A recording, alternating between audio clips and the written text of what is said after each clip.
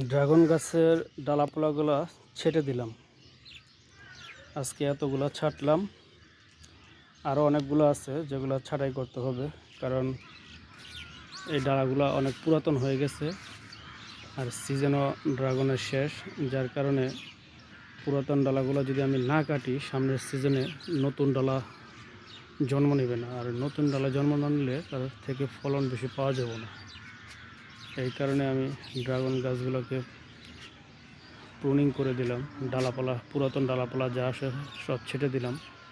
এগুলো ছাড়তে হবে, কারণ এগুলো ছাড়লাম না এই মুহূর্তে কিছু কিছু ডালাতে ড্রাগন আছে এবং কিছু কিছু ডালাতে ফুলও আছে এই মুহূর্তে, যার কারণে সবগুলো আমি ছাড়তে পারলাম না।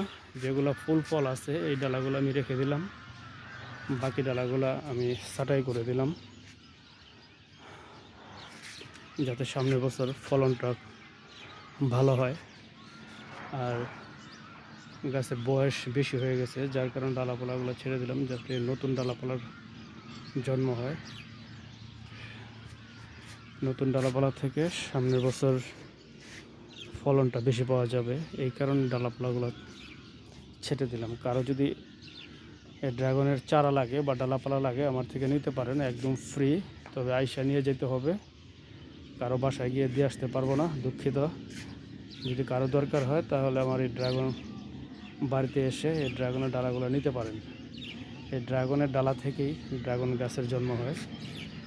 এই ডালাগুলো মাটিতে পোঁতার পরে 2 থেকে 3 মাসের ভিতরে ডালাগুলো নতুন ডালপালা গজাবে এবং সামনের বছরই এগুলো থেকে ফুল ফল আশা করা যায় ইনশাল্লাহ।